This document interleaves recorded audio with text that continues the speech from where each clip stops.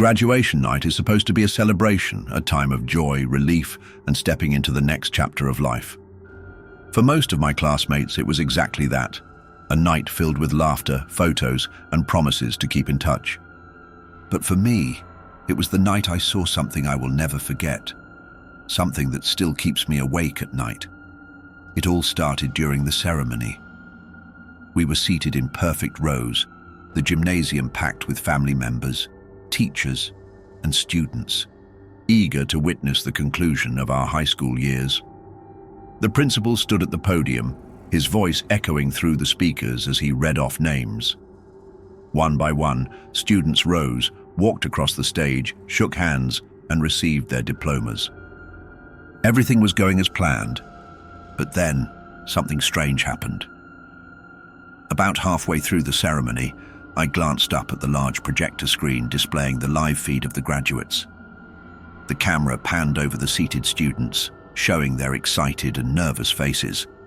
And then, for the briefest moment, I saw her. She was sitting at the end of one of the rows, a girl in a black cap and gown, her long dark hair draped over her shoulders.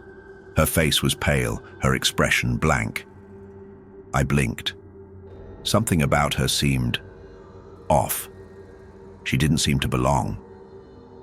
I turned my head toward where she was sitting, expecting to see her in real life, but there was no one there. No one.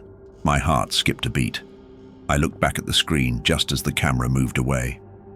The girl was gone. I must have imagined it, I told myself. Maybe it was a trick of the light or a glitch in the feed. But as the ceremony continued, I couldn't shake the feeling that something was wrong. After the final speech, when the caps were tossed into the air and everyone rushed to embrace their friends and family, I kept scanning the crowd for that girl. I didn't see her. But then, as I stood near the exit, waiting for my parents, I caught a glimpse of something from the corner of my eye. Down the hall, near the doors that led to the old wing of the school, she stood, the same girl, the same pale face, the same cap and gown. She was staring at me. A shiver ran down my spine. This time I knew I wasn't imagining things. I turned to grab my friend Daniel's arm. "Do you see her?" I whispered.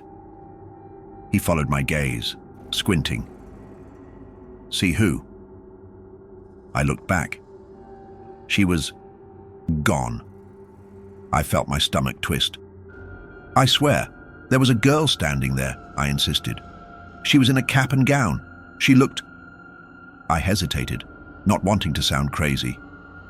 "She looked like she wasn't really there." Daniel gave me a skeptical look. "Dude, it's probably just some underclassman sneaking in for free food." I nodded, but deep down, I knew that wasn't it. That night, as I lay in bed replaying the event over and over, I made a decision. I had to find out who she was. The next day, I went back to the school under the pretense of returning a library book. The building was nearly empty, with only a few staff members cleaning up from the graduation festivities. I made my way to the office where an old yearbook archive was kept. I flipped through the pages, scanning for any unfamiliar faces. I wasn't sure what I was looking for until I saw her. There, in a yearbook from 5 years ago, was the girl from last night. Her name was Rebecca Holloway. My breath caught in my throat as I read the caption beneath her senior photo. "Gone, but never forgotten." I felt a chill run down my spine. Rebecca Holloway had died before she could graduate. According to an old newspaper article I found online, she had been in a car accident on the way to the graduation ceremony. She never got to walk across the stage. She never got to receive her diploma. And now, 5 years later, she had been there, watching, waiting. I closed the book and left the office, my heart pounding. To this day, I don't know why I saw her when no one else did. Maybe she was looking for closure. Maybe she just wanted someone to notice her. Or maybe, just maybe, she was finally ready to move on.